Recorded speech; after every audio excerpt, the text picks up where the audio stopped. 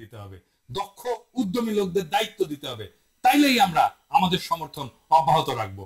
নয়তো একদিকে আওয়ামী লীগ, আর একদিকে হাসিনা চট করে ঢুকে যাওয়ার আশা, আর একদিকে আফসোস লীগ, ডাইনে ইন্ডিয়া, উপরে ট্রাম্পের উপদেষ্টা হয়েছে ইসকনের তুলসী গেবাগ ও বাম্বু খেবেন। আমরা দরিদ্র মানুষ, পপকর্ন খানের পয়সা নাই, তাই মুড়ির টিন নিয়ে বসবো। সেদিন বুঝবেন এই 2 পয়সার হরিদাস পালেরা ইউটিউবাররা কি কইছিল। মুরব্বীরা কয় না যে আইজ বুঝবে না বুঝবে কাল, পাঁচা থাকবে আর পেট বাগাল, ওইটা আপনাদের ক্ষেত্রেও হবে। আজকে আলাপ করি বাচ্চাদের চিকিৎসা নিয়ে। আমি অক্টোবরের 5 তারিখ আহতদের চিকিৎসা নিয়ে লিখছিলাম। আমি বলছিলাম কিভাবে একটা পূর্ণাঙ্গ চিকিৎসার পুনর্বাসনের ব্যবস্থা করা যায়। কি লিখছিলাম পড়ে দেখি। আমি যদি স্বাস্থ্য উপদেষ্টা হইতাম তাইলে জুলাই আগস্ট বিপ্লবের আহতদের জন্য ওয়ান স্টপ সার্ভিস চালু করতাম।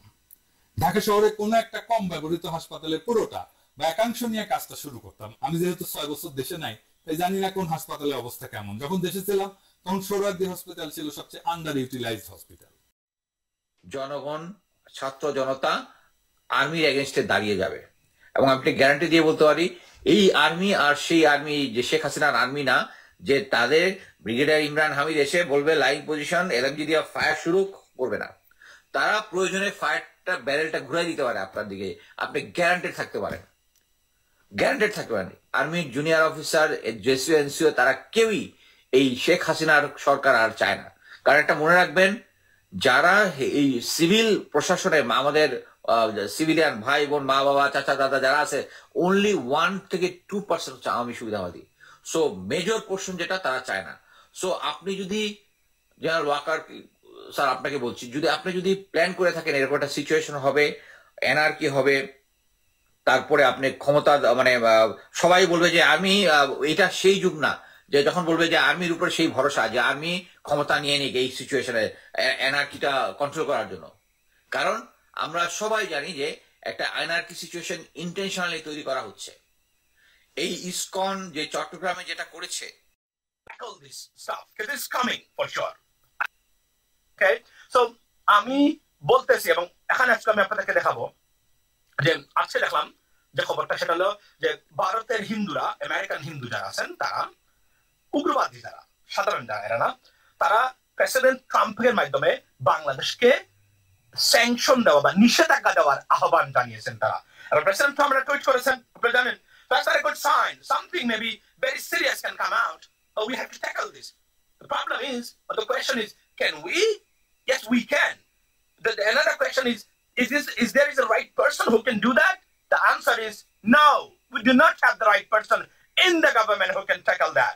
That's the problem right now for us, ladies and gentlemen. We need some serious intellectual diplomat who knows how to tackle them, how to talk to them, communication skills and stuff. But we do not have those kind of people in our government right now. এখানে কারা আছেন? নাসির বিড়ির মালিক, আকিজ বিড়ির মালিক, নাটক বিজ্ঞাপন নির্মাতা, তারা মনে করেন তারা ওয়ার্ল্ডের এই সমস্যা ট্যাকল দিতে পারবে। No, they are not. They cannot do that. এটা আমি বারবার বলে। সরকারের 100 দিন পূর্তি হলো কিছুদিন আগে, ডক্টর ইউনূস ভাষণ দিয়েছেন, আমরা কথা বলেছি, এবং এই 100 দিনকে সামনে রেখে বিভিন্ন জন, সরকারের থাকা মানুষ, সরকারের বাইরে থাকা মানুষ নানাভাবে কথাবার্তা বলছেন। এর মধ্যে উপদেষ্টা জনাব মাহফুজ আলমের একটা স্ট্যাটাস অনেকে শেয়ার করছেন খুবই পজিটিভ ঢঙে, কেউ কেউ কিছু সমালোচনা করছেন।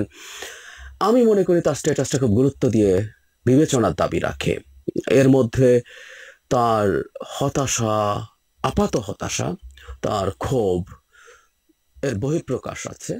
তিনি জেনে শুনে নিশ্চয়ই সেটা করেছেন এবং এক ধরনের সংঘাতের ইঙ্গিত আছে। আমি যে জিনিসটা বেশ কিছুদিন থেকে অ্যালার্মিং দেওয়ার চেষ্টা করছি, আমি সেই জিনিসটা এখন খুব স্পষ্টভাবে দেখতে পাচ্ছি। আমি পড়ব উনি কি বলেছেন, এরপরেও আরেকটা স্ট্যাটাস দিয়েছেন, সেটাকে কমপ্লিমেন্ট করে। সব কিছু মিলে আমরা আসলে কোন দিকে আগাচ্ছি, আমাদের ভবিষ্যতে কি আছে, এগুলো নিয়ে কিছু সতর্কবার্তা দিতে চাই। তার আগে জনাব মাহফুজ সম্পর্কে যেটা আমাদের মাথায় রাখতে হবে, তিনি এখন সরকারের অংশ। সরকারে বলেন বিষ দেশ সব মাইরা ফেলা, এইভাবে চলতে পারে দেশ? এই যে আজকে ছাত্ররা, কালকে গার্মেন্টস কর্মী, পরশুদিন ওই কর্মী, এই কর্মী নামতেছে, আমরা এই যে হাইটা আমি টঙ্গি যাব। সরকারকে বলেন বিষ দিয়া আমাদেরকে মেরে ফেলে দিক, মানে ডক্টর মোহাম্মদ ইউনূসেরকে বলা হচ্ছে বিষ দেন, বিষ দিয়ে আমাদেরকে মাইরা ফেলান। মাত্র 100 দিনের মাথায় কেন বর্তমান সরকারের প্রতি আম জনতার একজন মায়ের বা একজন বোনের এই আহ্বান?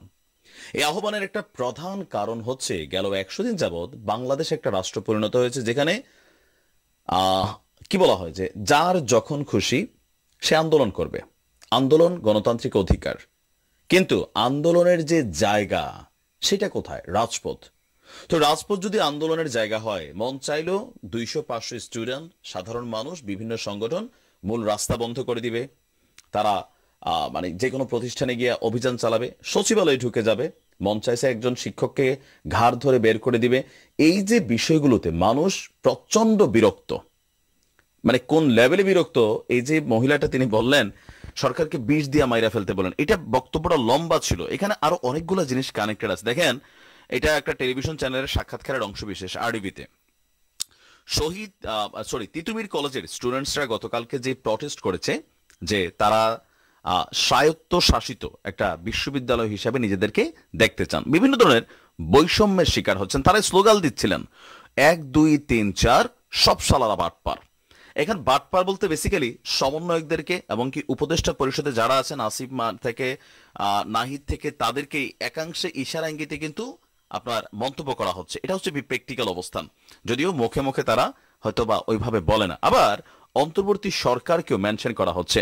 আমরা দেখলাম 32-এর যেই সরকারি চাকরির বিজ্ঞাপন নিয়ে প্রজ্ঞাপন জারি করা হয়েছে, সেই প্রজ্ঞাপনের পর 35-এর যারা চাকরি প্রত্যাশী ছিলেন তারা আবার সরকারকে বলছেন আমরাও কিন্তু রাজপথে ছিলাম, প্রয়োজনে মানে তারা আরো কঠোর অভিযানে যাবে। শুধু সমন্বয়কদের কথায় বা ঢাকা বিশ্ববিদ্যালয়ের কথায় এই সরকার চলতে পারে না। এই যে বিষয়গুলো, এখন মানুষ বিরক্ত, রাস্তাঘাটে জ্যাম, মানুষ অসুস্থ, মানুষ অ্যাম্বুলেন্সে বসে আছে, কেউ বা হয়তো একটা খাবারের কাঁচামালের বাজার নিয়ে আসছে, তার মালটা ঢুকতেছে না, রাস্তাতে শিক্ষার্থীরা বসে যাচ্ছে। তো এইটা যদি দেশ হয়, একদিন 2 দিন না ভাই, এগুলো কন্টিনিউ হচ্ছে। প্রত্যেকটা শহরে মোটামুটি একই চিত্র। এই যে একটা যে কোনো সিদ্ধান্ত ভালো লাগছে না, এটা হবে সেটা হবে, ঠাস করে ভাই একটা শহরে ব্লক করে দিচ্ছেন। এই বিষয়টাকে সরকার যদি কন্ট্রোল করতে না পারে, আমি বললাম যে ডক্টর মোহাম্মদ ইউনূসের সরকারকে মানুষ যতটা আস্থা, শ্রদ্ধা, ভালোবাসার জায়গায় নিয়ে বসাইছিল, সেই জায়গাটা কিন্তু অনেকাংশে হারাই গেছে। ইভেন এই সমন্বয়করা দেখেন, 7 কলেজ যে আলটিমেটাম দিছে, তিতুমির কলেজ থেকে যে আলটিমেটাম, ঢাকা বিশ্ববিদ্যালয় থেকে যে আবার পাল্টা আলটিমেটাম, সমন্বয়কদের পিছনে আমরা দেখছি নানানভাবে যে ব্যাকআপ টিমটা, এটা জামাতের একটা টিম কাজ করছে, গণ অধিকার পরিষদের একটা টিম কাজ করছে, তারা নিজেরাই এখন বিভক্ত। সকল কিছু মিলিয়ে মানুষ এগুলোতে বিরক্ত হচ্ছে। সরকারের উচিত রাজপথ ক্লিয়ার রাখতে হবে। আবার আপনি ফোর্স করেন, পুলিশকে ব্যবহার করে যদি পিটানোর কাজ লাগে পিটাইতে হবে, কিছু করার নাই। কারণ আপনি জনগণকে এভাবে ওই না, ছাত্রদেরকে এখন তুমি রাজপথ বন্ধ কইরা মানুষের টাকা পয়সা নষ্ট হবে, গাড়ি ঘোড়াতে মানুষের জীবন চলে যাবে, কর্ম ঘন্টা নষ্ট হবে, মানুষ বিপদে পড়বে, গরিব মানুষ খাইতে পারবে না, তোমার বাবার হয়তো পয়সা আছে, তুমি রাজপথে দাঁড়াই রইছো, তোমার আন্দোলনগুলো যৌক্তিক, কিন্তু এগুলোকে কোথায় ব্যালেন্স করতে হবে? এগুলোকে ব্যালেন্স করতে হবে তোমরা তোমাদের ক্যাম্পাসের রাজনীতির জন্য আন্দোলন করো, অথবা